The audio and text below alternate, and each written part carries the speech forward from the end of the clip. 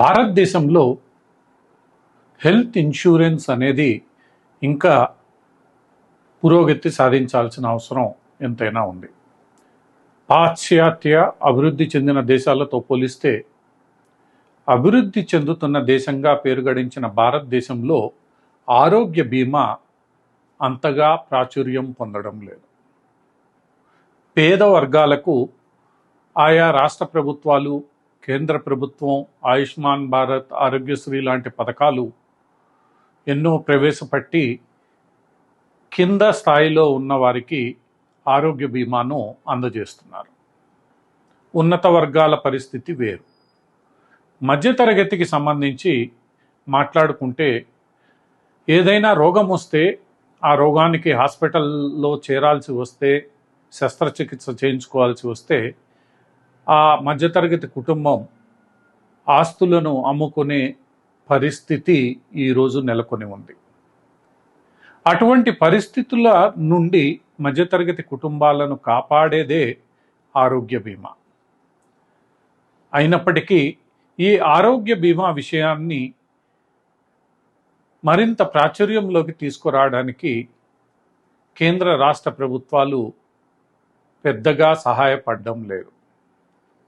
ఈ ఆరోగ్య బీమా చేసే కంపెనీలు కూడా తమ ఇష్టానుసారం నిబంధనలను ఏర్పాటు చేసి ఈ ఆరోగ్య బీమా పట్ల నమ్మకం కోల్పోయేలా వ్యవహరించడం కూడా మనం గమనిస్తూ ఉంటాం.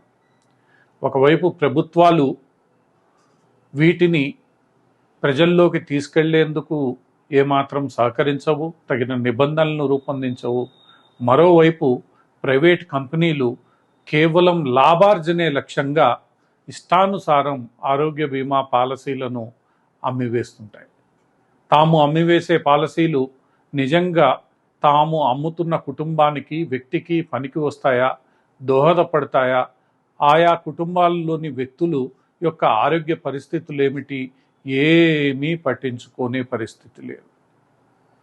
తమ టార్గెట్ పూర్తి కావాలి, ఆ పూర్తి కావడానికి ఆ వ్యక్తి చేత ఆరోగ్య బీమా కట్టించేసి టార్గెట్ రీచ్ అయిపోయామన్న ధోరణితో ఈ ప్రైవేటు ఆరోగ్య సంస్థలు, అటు ప్రభుత్వ ఇన్సూరెన్స్ కంపెనీలు కూడా వ్యవహరిస్తున్నాయి. ముఖ్యంగా ఆరోగ్య బీమాను మనం పరిశీలిస్తే ఒక బీమా పాలసీని ఒక వ్యక్తికి, కుటుంబానికి అందించే ముందు ఆ వ్యక్తి లేదా కుటుంబానికి సంబంధించిన అన్ని ఆరోగ్య సంబంధిత విషయాలను నమోదు చేయాలి. వాటిని తగిన రీతిలో పూర్తి స్థాయిలో పరిశీలించుకొని వాటిని నమోదు చేసి తదనుగుణంగా ఆ వ్యక్తికి, ఆ కుటుంబానికి ఆరోగ్య బీమా అందచేయాలి. ఒకవేళ ఆ వ్యక్తికి, ఆ కుటుంబంలోని వ్యక్తులకు ముందస్తుగానే ఏవైనా కొన్ని రుగ్మతలు, ఆరోగ్య సమస్యలు ఉంటే వాటిని నమోదు చేయాలి, తదనుగుణంగా పాలసీని అందచేయాలి. ఇవన్నీ జరుగుతున్నాయా అంటే మనం వాస్తవ పరిస్థితుల్లో పరిశీలిస్తే అంతా మిథ్యగానే తేలుతుంది. కేవలం పాలసీలు అమ్మడమే లక్ష్యంగా పనిచేసే ఈ కంపెనీలు, వారి ఏజెంట్లు ఇవన్నీ పట్టించుకోవడం లేదు. దీంతో ఏం జరుగుతోంది?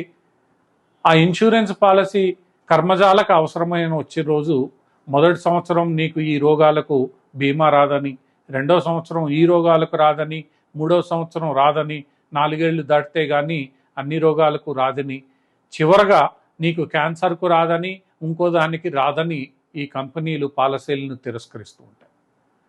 మనం గట్టిగా మాట్లాడితే 100 కారణాలతో ఆ బీమా డబ్బులను ఎగ్గొట్టే ప్రయత్నాలు చేస్తుంటాయి.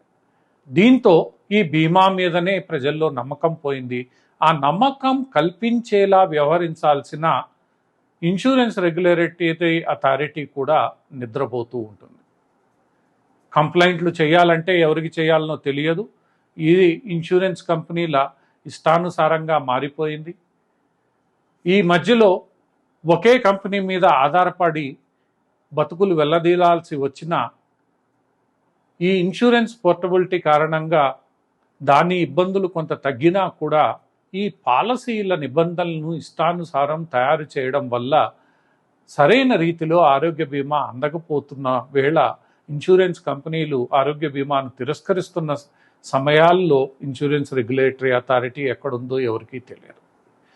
ఇలా కర్ణుడి చావుకు ఎన్నో కారణాలు అన్నట్లు ఆరోగ్య బీమా పట్ల ప్రజల్లో పూర్తిగా నమ్మకం పోయింది.